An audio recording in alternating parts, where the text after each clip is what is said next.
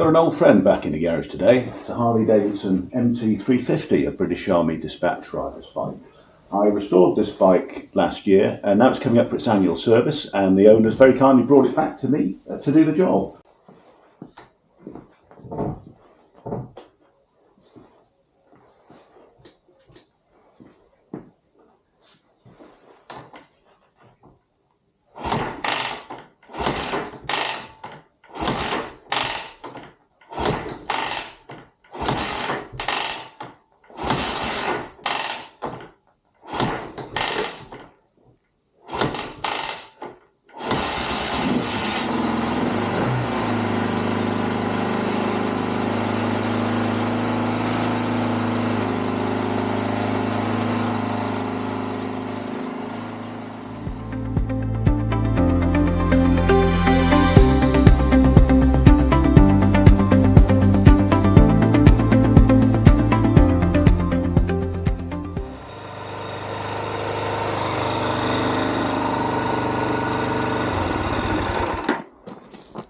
Definitely idling a bit high, I think, so we'll look at that as well. But for now, the bike's nice and warm, so I'm going to get her inside.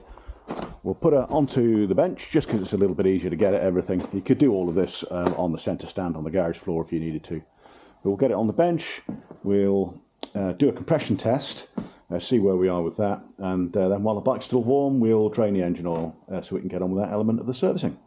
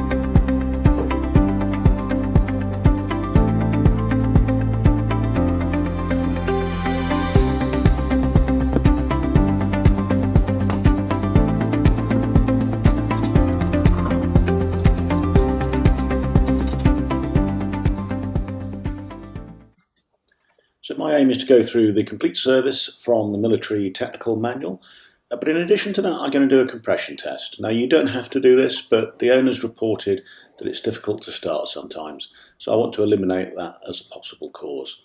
So compression testing is really easy. You buy a kit, you can buy one for about 30 quid, something like that. Remove the spark plug and then get the right adapter. They normally come with 5 or 6 different ones, and screw it in. The only difficulty with the Harley Davidson is the space that you've got to get in there to screw it in is pretty tight.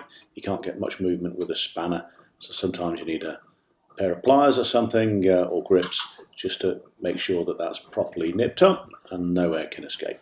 You need to make sure the engine's warm or you won't get an accurate result, and then when you press the starter, open the throttle fully as well, because that will affect the pressure reading.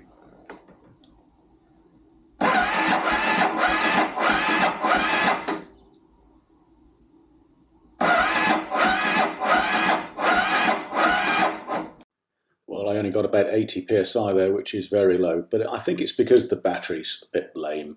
So I'm going to put the battery onto charge, and then we will warm up the bike again so we still get an accurate reading. And I'm going to do it the old-fashioned way, using the Kickstarter.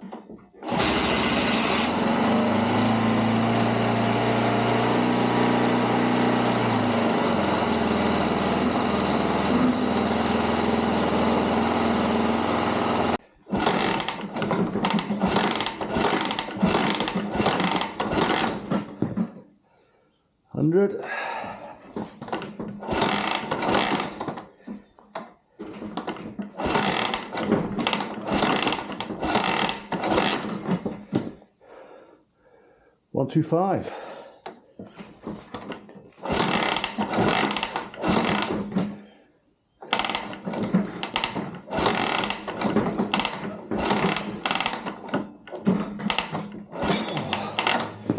That's me. 125 psi. Woo. Time for a cup of tea. Well, that was hard work, but we got it done. You'll notice I didn't hold the accelerator open as I was doing that because I had to hold the bike steady while it was on the bench. 125 using a Kickstarter is a reasonable result. Anything between 125 and 150 would be really good. So happy with that. I'm going to take out the compression testing kit, put the spark plug back in, and while the bike's warm, we will now remove the oil. I'm just putting a little note here to remind myself that there's no oil in it. Now, the oil change in these bikes can seem a little bit intimidating because there's quite a lot to do, but none of it is intrinsically difficult, and I'll take you through it step by step. So here I am using an old rag because the first thing we're going to do is drain the oil from this part of the down tube.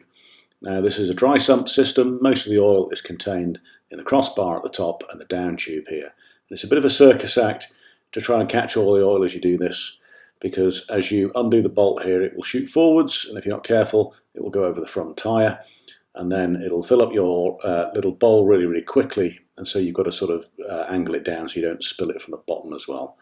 I did a half reasonable job here, but I've done it better in the past. And we'll just let that drain now and wipe off any oil which I've accidentally got on the front tyre. Now that plug has got a little mag chip on it, so it's worth just having a look, making sure there's no sparkly bits of metal on that. In my case, it was absolutely fine. Now, to get at the main sump plug, we first got to take off this bash plate which protects the bottom of the engine. So there's a rod which goes through at the front here, which I'm just undoing, and then there are two bolts at the back just forward of the centre stand. Once they're off, you'll get good access to the sump plug on the other side of the bike. Most modern motorcycles are wet sump systems, which means that the lowest part of the bike is a bit of a receptacle for the oil, but this is a dry sump system, and the pump pumps oil back quite energetically back up to the storage at the top there. And that's why when you undo this sump plug at the bottom of the bike on the right hand side, you won't get a huge amount of oil out. Now, what I'm doing is I'm going to pour all of the oil into a container so I can see exactly how much has come out. Now it's over to the left hand side of the bike where there is an oil strainer, and that goes into the side of the down tube here and has got this pipe attached to it which then feeds down and into the engine.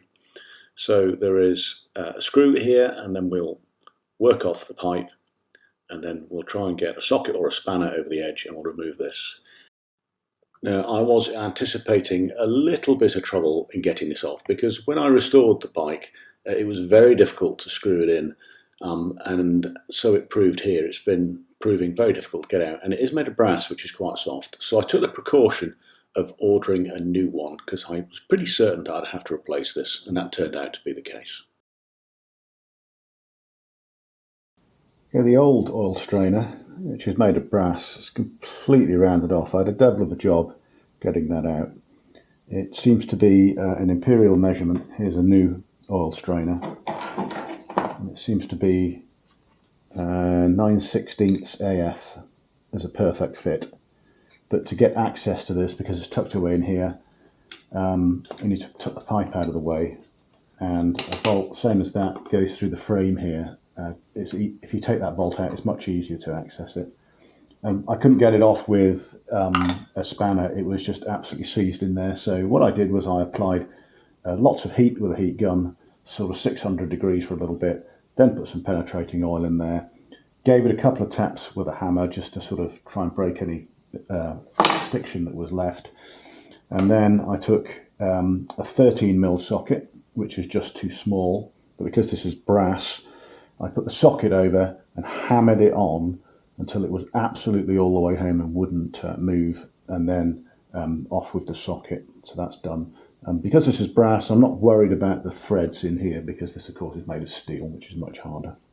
And I've cleaned it up, and it's really good in there. There's no damage at all. So here's the new oil strainer about to go in. Threads all nicely cleaned up. And the manual does ask for a little bit of thread locker, that God knows why, it was so difficult to get out.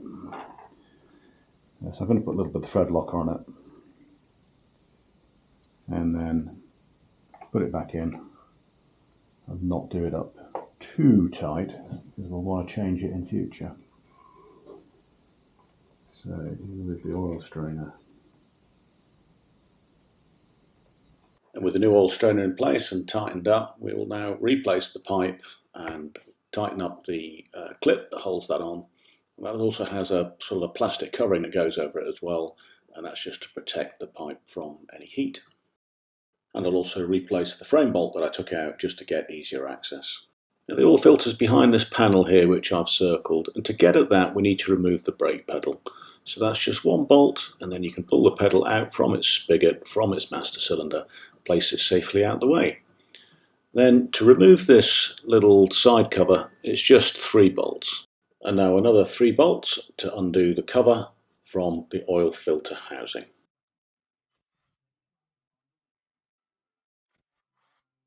Note that there's a rubber gasket on the inside of the cover. Now the filter is clear to be removed. There's nothing holding it in, but you probably need a screwdriver or something just to get a little grip on it so that you can pull it out. Now when you look inside the filter housing, you'll see what looks like a screw head just here. And this is part of a protection system in case your oil filter gets blocked. Now behind this, when you unscrew it, you will find a spigot with a spring around it, and we just need to take it out and make sure that it operates freely. Once you're happy with that, we'll put it back in. Your oil filter also has a protective valve which fulfills the same purpose, and make sure that that operates freely when you press it with your finger before you put the new filter in. Your service kit should contain a new rubber gasket to replace the one on the oil filter cover. I'm going to pop a bit of oil in the new oil filter. That's not to charge the system in any way, that makes bugger all difference, but what does make a difference is that it gives you somewhere to dip your finger so that you can rub oil around all the gaskets, and that is quite important. So with that done, we'll just put the new oil filter in with the black springy valve facing you outwards. Make sure everything's clean, and then back on with the cover, making sure that the gasket is seating nicely. Then back on with the 3 bolts that secure it, followed by the plastic cover that guards the front sprocket. Now you'd think you'd be done by now with the oil change, wouldn't you? But no, there's more to go. There's a magnetic plug which goes into the bottom of the sump cover here, which you can see me undoing. And it's worth just undoing that and having a look and checking to make sure that there are no bits of metal on there that have come from bits disintegrating within the system. Now you can take the whole of the sump cover off. That's secured by 6 bolts, and if you do that you will find that there is a piece of gauze which acts as a strainer. I don't recommend doing that every service. I did do it when I restored the bike last year, and there was absolutely nothing in it at all, even though the bike had been standing and hadn't been looked at for years and years. So I'm not doing it this time around, but I am checking the magnetic plug. Once that's clear and I've given it a clean off to get any gunk off it, I'll be putting it straight back in and carrying on. Now it's time to put the plugs back in with new washers on, of course, and to torque them up to the manufacturer's specified values, which I've shown for you here. And we can put the bash plate back on too. Then we can put the brake pedal back on, put the spigot into the master cylinder, place it over its axle.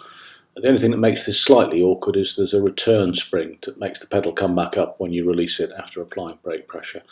That goes into a hole, one hole in the brake pedal and one hole on the frame. Just lining those up and screwing it on can be slightly awkward, but nothing beyond the wit of man.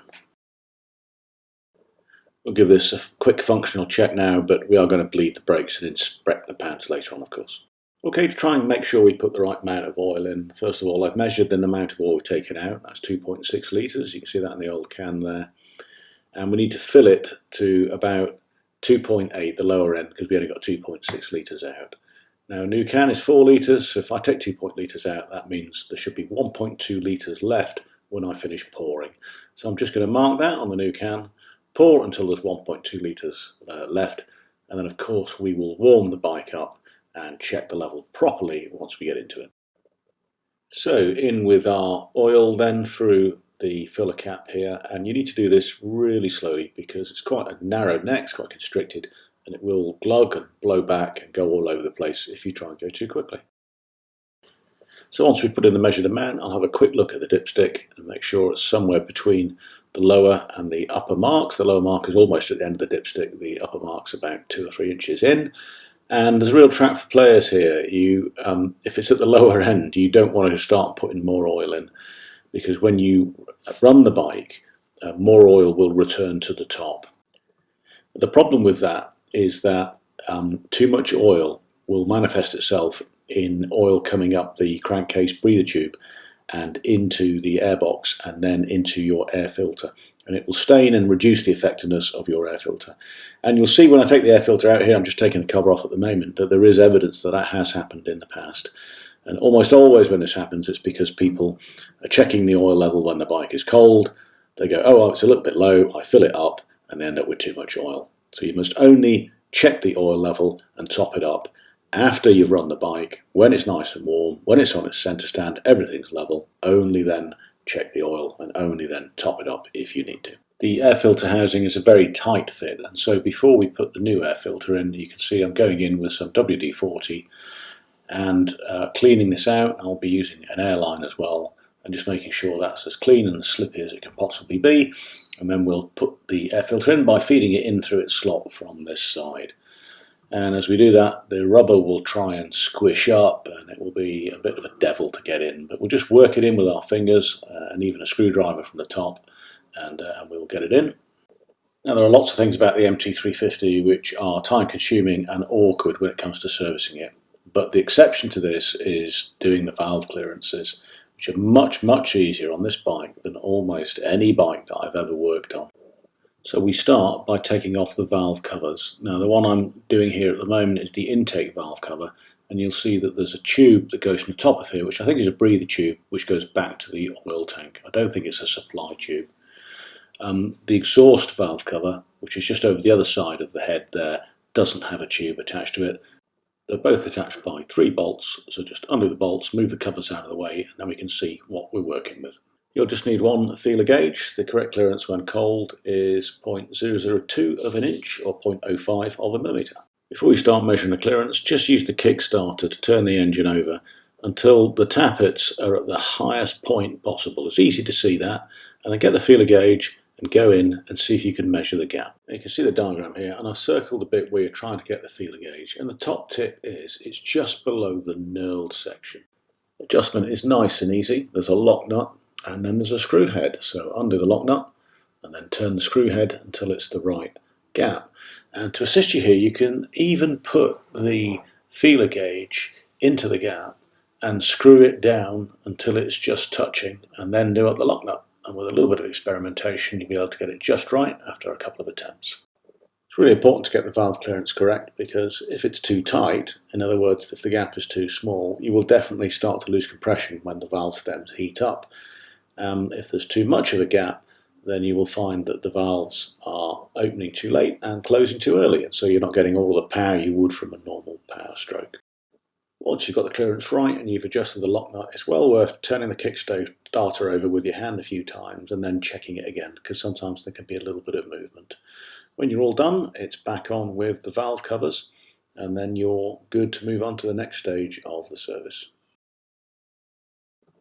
Time to check the timing belt now. So first it's off with the cover, which is held on by 4 bolts.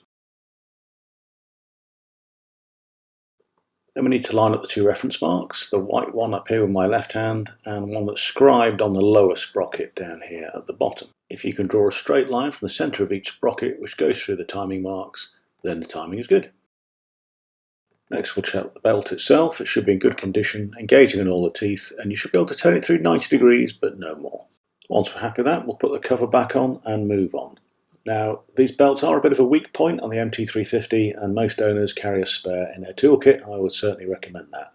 The good news though is it's not an interference engine, so if the valves are slightly out, they will not strike the piston. So although the timing is critical for performance, you're not going to damage the engine if it's wrong. Now is a good time to start the engine, warm it up, and then check the oil level, because we've adjusted the valve clearances, made sure the belt's alright, and it should be a relatively easy starter now. So from cold, it should start within 3 or 4 kicks.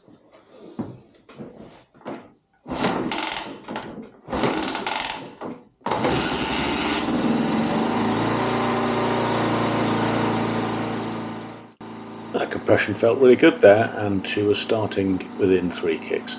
Okay, so now we're going to check that the oil is actually flowing. So you'll see it lugging through a little return line within the neck there. I'll move the camera a little bit closer and put a torch on it so that you can see it for yourself. And that's proving that we've got good oil circulation. And once the bike's up to operating temperature, we'll turn her off, check the oil level, and just top her up so that the level is between the lower and the upper marks on the dipstick. Time to look at the brakes now. We'll look at the rear brake first and the pads. Now their caliper has this plastic cover on it, which I've cleaned up, and I'm heating it up because it can be quite brittle. You don't want to snap it. And we'll flick it off with a screwdriver, and then that will allow us to get in and have a look at the brake pads. Without even taking them out, you can see that these are nice and clean and they've got plenty of wear left. Now it's back on with the cover, a quick functional check, and the brakes don't seem quite as good as I would hope them to be, so we'll come back and bleed them later. Now it's to the front of the bike and we will check the brakes here as well. There is a dust cover here which protects the caliper and the disc. We need to undo the bolt in the middle, undo the zip ties, and then in to look at the caliper in the same way that we looked at the rear brake. And we'll give the disc a good clean too while we're here, and then simply replace it. Now the front brakes are working extremely well, and they've only just had the fluid change, so I'm not going to bleed them. We'll only do the rear ones. To bleed the rear brakes I don't need any fancy kit. I just put a ring spanner over the bleed nipple, then a bit of rubber piping over the end of the bleed nipple again, and then I secure that with a bit of cable tie, and it helps if you nip it up with a pair of needle nose pliers. And then the idea is we route the pipe up and over something on the top of the bike. It easily goes over the frame here and down into a jam jar, and then just use another bit of cable tie to stop things flopping around. We'll take the lid off the rear brake reservoir. That's easier if you remove the air filter housing cover. Now, to say that this is an awkward job is a bit of an understatement. The problem is that on the brake caliper the bleed nipple is right next to the banjo bolt, and that obstructs you getting the spanner in. So I found the best way in the end was to come through the wheel from the other side, through the spokes, and just use the open end of the spanner. And here you can see me starting the bleeding process, and all I'm doing is with my right hand I'm pressing the brake pedal down to create some pressure, opening the bleed nipple, takes it about a quarter of a turn. Watch the fluid go up, close the bleed nipple again with the spanner, and because I'm using the open end I can reposition it if I need to, and then gently let the pedal up and then repeat. So it's pedal down, open the bleed nipple, close the bleed nipple, pedal gently up, and just keep going like that. And every now and then we top up the reservoir. The manufacturer recommends you use .3 brake fluid, but you can use .4, that's perfectly alright as well, just as long as you're not mixing them. Use either one or the other. And once everything feels nice and firm, we'll do the final top up of the reservoir, put the rubber diaphragm back on, and put the cap on and screw it down. Then we can replace the air filter cover and take off all the kit. Now to the clutch lever. Now it can be a bit heavy on these bikes, so it helps if you lubricate it. So to do that, first of all, we'll take off the clutch lever. Now the clutch lever has a pivot, on the underneath there's a nut. We'll undo that and then we will unscrew the pivot itself. Then we'll line up the two adjusters so the slots line up, and then you'll be able to just pull off the lever and take the cable out of it. Now I've got one of these gizmos which makes it easier to lubricate cables, but you could just as easily do it with a plastic bag and a bit of elastic band if you wanted to. But this makes it a very quick, straightforward job without much mess. Now to where the clutch cable goes into the clutch housing on the left hand side of the bike. There's a little rubber grommet thing here, and I just lever that up so I can see what the oil's doing, and then squirt some general purpose oil into the gizmo, and that will drip down to the cable, and then we'll look down. When we see it plugging, we know it's in there. And with that done, I will reattach the clutch cable by feeding the cable into the lever and then pivoting it back into its little slot, and then putting the spindle stroke pivot in from the top, screwing it in, and then putting the nut underneath. Now, when you're lubricating a clutch, don't be tempted to use WD-40 because that can be a little bit corrosive and it can start to take stuff away from the inside of your cable housing, which wouldn't be good long term. So the clutch lever back on and operating nice and smoothly now. We'll just replace that rubber grommet. Now we'll actually adjust the clutch. We start by taking off the two little inspection covers here. These are plastic covers, so be careful. Flat bladed screwdriver. So this is coarse adjustment for the clutch. What you've got here is a lock nut, and then on the inside the adjusting screw. So first of all we're going to loosen the lock nut. For that you need a special tool, they're not very expensive. You can get them from LMS or Force Motorcycles or Rotex. So we'll just turn that anti-clockwise, and there we go, we've undone the lock nut. And now we're going to turn the screw fully clockwise, so that's all the way in. As we do that, what we'll do is we'll hold the lock nut in place so we don't confuse the issue. So here I am, just about engaged now. I'm going to turn it fully clockwise, so that's all the way in. I'm going to pull this out so I can see it, and then we're going to go half a turn out, so that's to there. And then holding it in place, so not moving the screwdriver in other words, we will do up the lock nut again.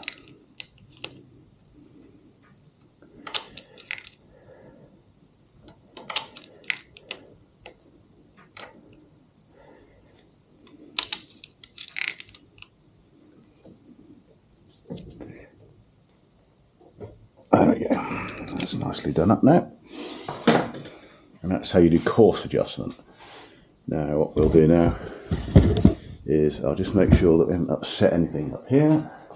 It should be about 6mm of play up here. Yeah, about 6mm. And there we go. Now we do fine adjustment on the little rollers here. If you find clutch is engaging too soon, then just wind those in a bit, and it will engage a bit later. If you find it's engaging too late, then wind them out a bit. If anything, that's engaging a little bit late. So I'm just going to wind this out a little bit, so as you're looking outwards that way, that would be anti-clockwise. So you undo the lock nut, which is the one closest to the bar, and then anti-clockwise for a bit.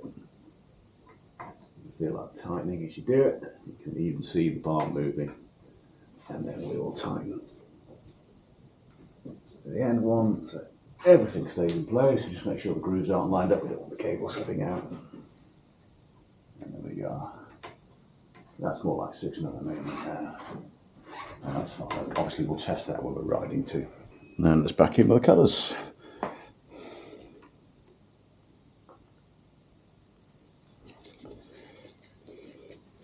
The manual does say that you need to take both of these covers off, but for the life of me I don't know why you would need to take that one off, because all the adjustments are done here and nothing seems to be observable or useful about taking that off.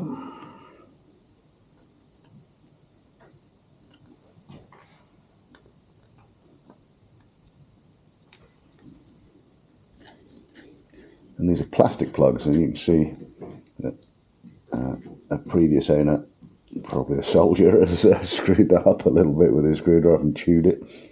There we go. Done. Okay, we get a little bit of chain lash when we're going through villages at about 30 miles an hour. It's fine at high speed.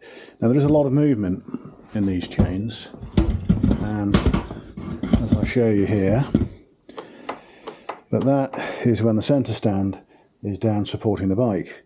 This rubber arrangement here, this chain slipper, when you raise the centre stand, that puts a little bit of tension in here, and it gives you a sort of a bit like a cam chain tension or an engine. It's a sort of a movable tension thing working on the springs there.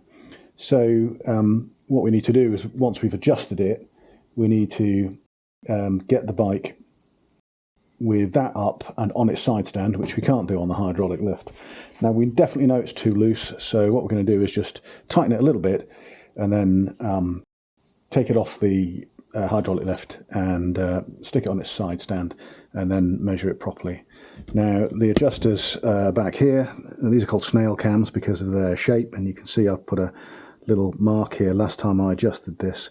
So to make the chain a little bit tighter, we just want to go anti-clockwise, and we do it by the number of clicks. So I'm going to go 2 clicks anti-clockwise, 1, 2 clicks, and then mark the new position. Now this is rather a strange setup. Not many modern bikes are like this. You've got a hole here which you can put a screwdriver through, and you can use that as a Tommy bar. And then on the other side here we've got the axle nut and an R-clip on there to stop it winding itself off. We have to do both snail cams. And also, of course, you've got this torque arm here, and this does have to be loosened, or you won't be able to move the wheel. It just stick there and you'll be wasting your time. So let's crack on with it. So off with the R clamp first of all, the R pin rather, and then let's get that axle nut loose. So it's a 24mm socket on here. I'm just going to pop the screwdriver on the other side to act as a Tommy bar. That will just come up against something solid when we need to. And let me just do this so I'm pushing down on the bike, not up.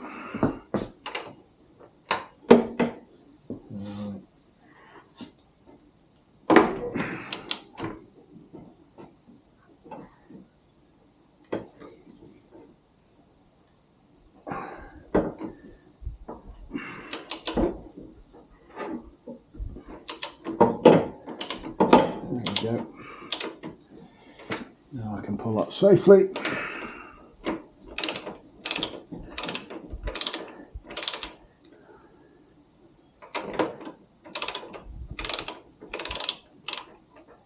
And that's the axle nut. That's enough.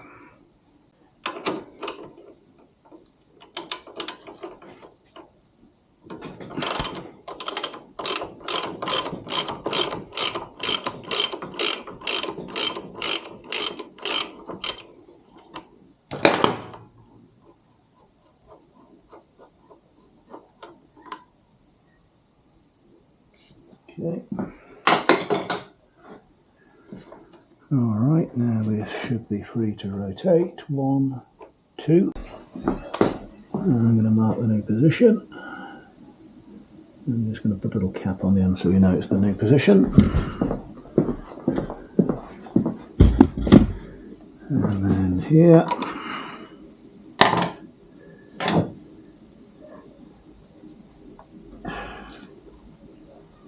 One, 2. Mark it, cap on the end.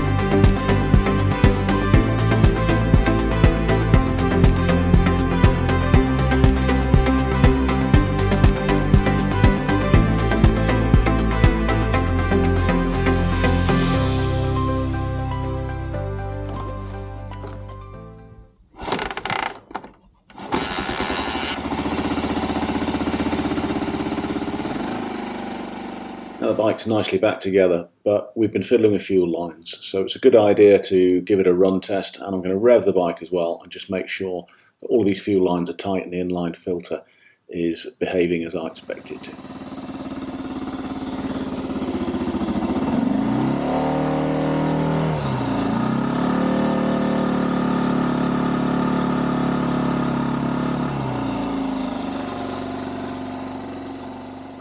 Now these bikes don't come with an inline fuel filter as standard, but most owners will fit one as a precaution. They do have a bit of a strainer that goes up into the fuel tank, but at least with an external inline fuel filter you can have a good look at it and see if there's any debris building up.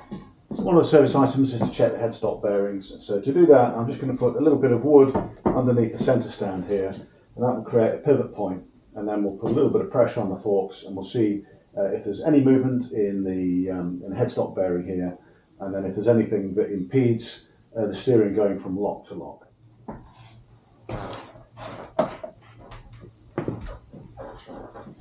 There we go, and that's enough to get it off. Let's lift her up from the front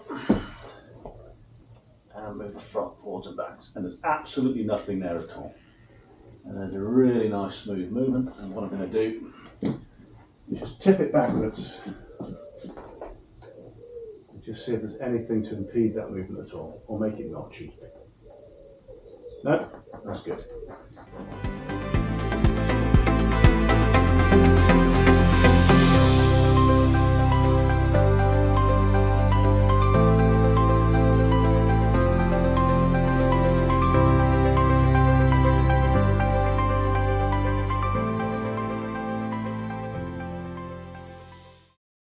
Okay, we've been through the service schedule, but there's a couple more things I want to point out which I found from experience with these bikes. One is that this oil return line here, which goes up into the tank in the crossbar, can work itself loose. And the problem with this is because the pump underneath this is really energetic, and if it does work itself loose, you will develop an oil leak pretty quickly. So this is well worth checking.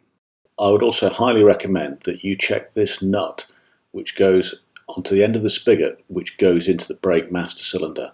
That nut is a single point of failure, and if it works itself loose, then the piston can come out of the master cylinder and you can pull the lever and you won't get any brakes at all.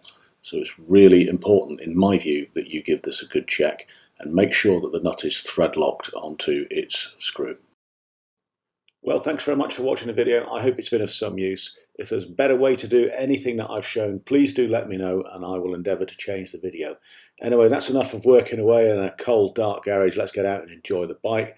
Here's a test ride. Hope you find it fun. See you on the next video. Ride safely.